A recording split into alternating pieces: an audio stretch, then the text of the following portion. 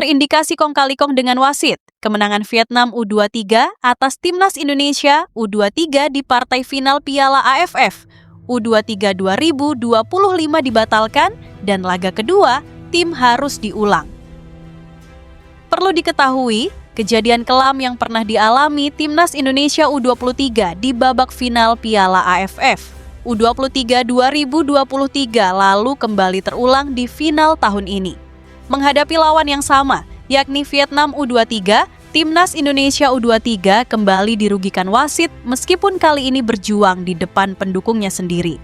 Pada laga yang berlangsung di Stadion Gelora Bung Karno, Selasa, 29 Juli 2025, para pemain Timnas Indonesia kerap mendapat pelanggaran keras dari pemain Vietnam sejak peluit kick-off, namun terkesan diabaikan oleh wasit yang memimpin pertandingan, Koji Takasaki asal Jepang.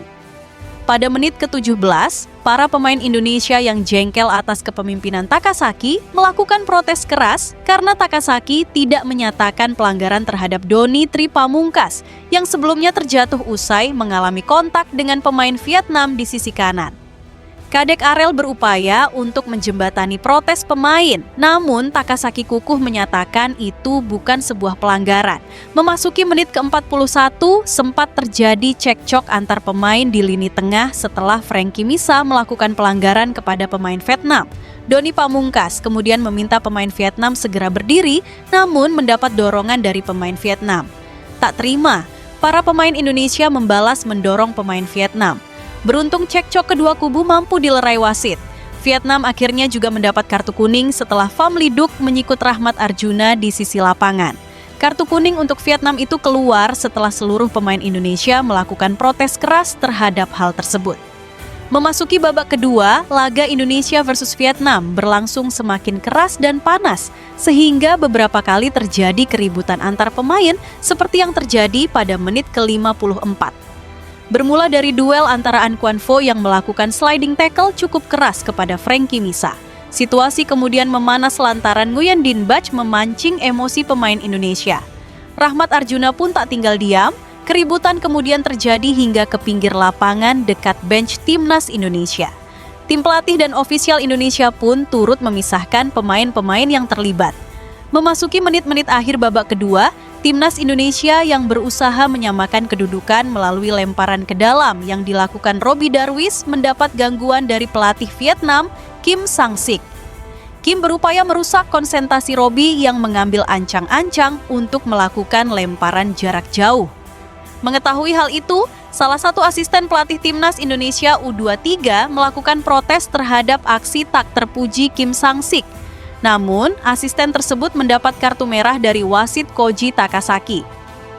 Setelah berbagai kontroversi di atas, perjuangan Timnas Indonesia U23 untuk mengejar ketinggalan tak kunjung membuahkan hasil hingga babak kedua tuntas. Indonesia pun terpaksa menyerah 0-1 dari Vietnam di akhir laga. Dan bagi kami, para pecinta Timnas Indonesia masih berat hati untuk menerima kekalahan ini. Dan kami menuntut agar kemenangan Vietnam dibatalkan dan laga final yang berlangsung penuh kontroversi tersebut harus diulang. Sementara itu, laga pembuka Piala AFF U23 2025 atau ASEAN U23 Championship 2025 antara Timnas Malaysia U23 versus Filipina U23 menghadirkan sebuah hasil akhir yang cukup mengejutkan bagi semua pihak. Timnas Malaysia U23 yang selama ini diagung-agungkan pendukungnya sebagai raksasa sepak bola ASEAN ternyata terkapar tak berdaya. Otu Bisong Banatao dari Filipina merobek pertahanan Harimau Muda dengan 2 gol yang menghancurkan mimpi Harimau Malaya Muda. Hasil ini tentunya merupakan hasil yang mengecewakan bagi pendukung Timnas U23 Malaysia yang sedari awal sangat percaya diri timnya bisa mengalahkan Filipina. Banatao, striker muda Filipina yang sebelumnya tidak banyak diperhitungkan, berhasil menjadi mimpi buruk yang menghancurkan mental para pemain Malaysia. Gol pertama Banatao datang dari serangan balik yang sangat cepat di menit ke-9. Pergerakan tanpa bola Banatao memecah konsentrasi lini belakang Malaysia yang terlihat kacau balau. Mendekati jeda pertandingan, tepatnya di menit ke-41, gawang Malaysia kembali dibobol oleh Otu Bisong Banatao. Setelah menerima umpan silang dari Uriel Reyes Dalapo, Otu menendang bola ke gawang. Gol ini mengubah kedudukan menjadi 2-0 untuk keunggulan Filipina. Di babak kedua, Malaysia tetap mendominasi penguasaan bola. Namun, sejumlah peluang yang diciptakan masih belum bisa menjadi gol. Salah satu faktor penyebabnya pertahanan Filipina yang rapat dan penampilan apik yang diperagakan kiper Nicolas Guimarães. Berulang kali, dia mampu menepis bola sepakan lawan yang mengarah ke gawangnya. Pelatih Malaysia U23 terlihat frustasi di pinggir lapangan dan dilaporkan memberikan komentar kontroversial yang kini menjadi sorotan. Menurut spekulasi yang berkembang, sang pelatih diduga mengatakan bahwa Filipina hanya beruntung hari ini dan pemain Malaysia masih lebih superior dari segi teknik. Pernyataan ini tentu saja menuai kritik pedas dari berbagai kalangan karena terkesan tidak sportif dan enggan mengakui keunggulan Filipina. Yang lebih mengejutkan lagi, kabar yang beredar menyebutkan bahwa pelatih Malaysia juga menyalahkan kondisi lapangan dan wasit atas kekalahan ini. Sementara itu, menurut analisis mendalam yang kami lakukan, ternyata kekalahan Malaysia U23 ini bukan tanpa alasan. Sepanjang pertandingan, Malaysia terlihat sangat kaku dan tidak bisa mengimbangi permainan cepat Filipina yang lebih dinamis. Lini tengah Malaysia yang biasanya menjadi kekuatan utama, kali ini justru menjadi titik lemah. Mereka tidak bisa mengontrol tempo permainan dan sering kehilangan bola di area berbahaya. Di lain sisi, Filipina bermain dengan penuh percaya diri dan memanfaatkan setiap kesempatan yang ada.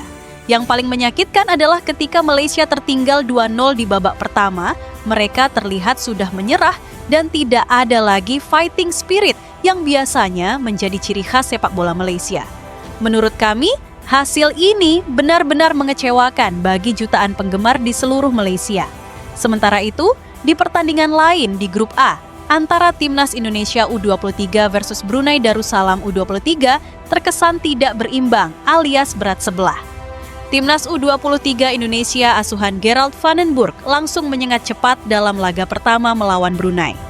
Tak tanggung-tanggung pasukan Garuda Muda berhasil membobol gawang Brunei pada menit ke-1 lebih 50 detik lewat sontekan Jens Reven usai meneruskan umpan Raihan Hanan. Pada menit ke-8, Jens Reven berhasil menambah keunggulan Indonesia menjadi 2-0 lewat tembakan dingin yang mematikan.